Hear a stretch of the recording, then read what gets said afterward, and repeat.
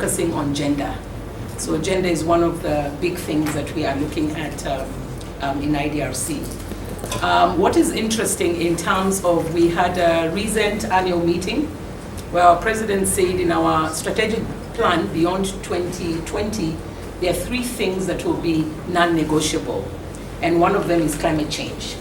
And I think it's obvious why climate change is a non-negotiable. I think the world over now, the evidence of the impact of climate change is overwhelming, and even those who are climate deniers are beginning to look back and say that non-negotiable is gender. And usually people tend to, when you say gender, people are like, okay, they're talking about women again.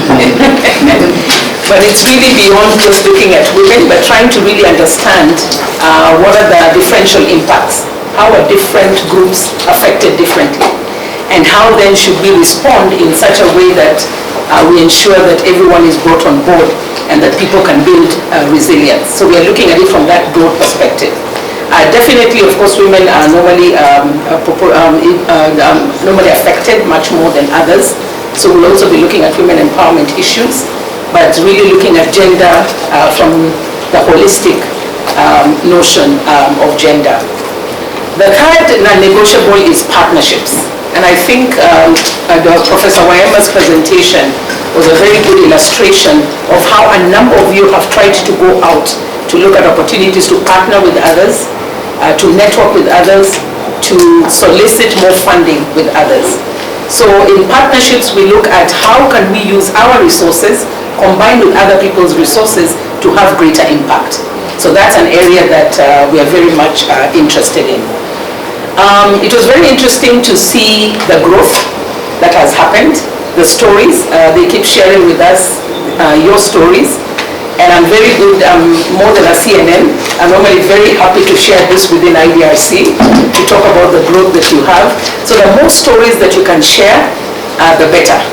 Because when a program is funded such as this program, but people don't hear much about what's coming out of it, people always imagine nothing much is happening.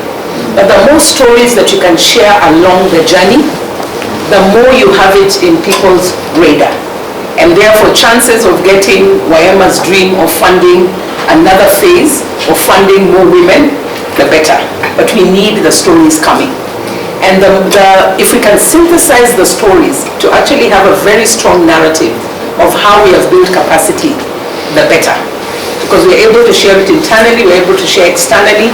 We're also able to share, and I think I'd like to challenge this group to actually publish your leadership capacity framework.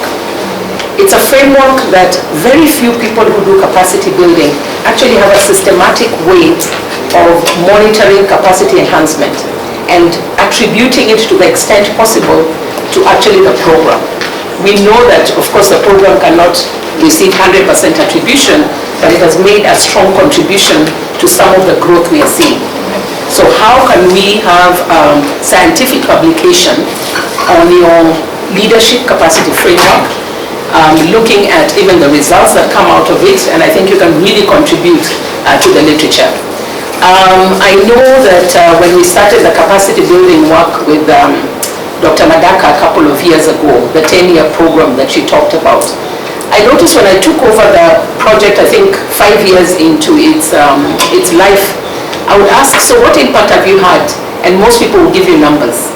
Oh, we have 100 fellows, we have 96 institutions, we've networked with others internationally, but nobody was telling me the qualitative changes, the growth. So I challenged them, I said, why don't we have a system in place to actually track and monitor that over time? And I think during your program, we used to call it the research capacity framework, and now we've translated that into the leadership capacity framework. So it's actually a very strong contribution to the literature. Very few programs do this kind of monitoring. So next year, IDRC will be celebrating 50 years of our time on Earth. So I think it's an excellent time to actually collate the stories of AfriCLP and let it be part of our celebrations. We'll be celebrating for the entire year, but I think the actual celebration will be 1st of March. So if we can collate some stories of change, We also have a deadline for when they need the stories, which I will communicate with you, so that at least as we talk about the narrative of what IDRC has done over those 50 years, at least the story of research capacity building in climate change should be part of it. So that's something that I'd like to challenge you. The third thing I'd like to say is that IDRC has been operating. We used to have 4 offices in Africa. It was scaled down to about 1 office in sub-Saharan Africa. And now we are reopening our office in West Africa. So we'll be having an office in West Africa in Dakar from the 1st of September. And therefore, as part of relaunching our work in West Africa, though of course we've continued to provide support in that region, is to actually deepen the work that we're doing in West Africa. So we're deepening research, enhancing capacities and training. So we've asked the management team of AfriCLP to put in a proposal to deepen the work that you're doing in Francophone West Africa. So that's something that we'll be looking at in the next few months to take into consideration. Just a few things as I close is to say that, and I think I mentioned this when we started the program, it's good to see the growth that has happened. I think at the individual level, what I'd like to challenge you is at the end of this program, what impact will I have left behind? If you look back, what impact, even if it's one, will I have left behind? Probably that's something that you want to think about. The last point that I'd like to mention is, I think when I saw the table, Waima, that you presented about the outputs so far, you mentioned that conference proceedings are very few. I think you only had 1.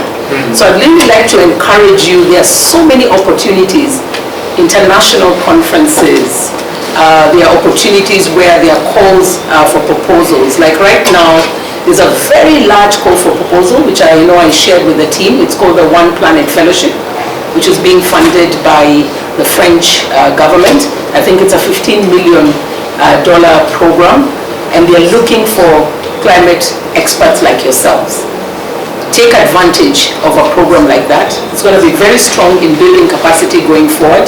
IDRC is likely to put in some money in that area, just strengthening research capacity in that area, because they're looking at more proposal development, training, getting finance in supporting your work. There are a lot of international opportunities as well. With the IPCC is one of them where you can contribute, but also some of the flagship initiatives that are happening, including the international negotiations. And plus even contributing to review journals and also being part of the review panels. So I'd like to really say that it's been excellent to be part of this community, seeing the growth that's happening. I'm looking forward to your presentations on what you have done so far, and then looking forward to working with you. I think over the next 1 year, the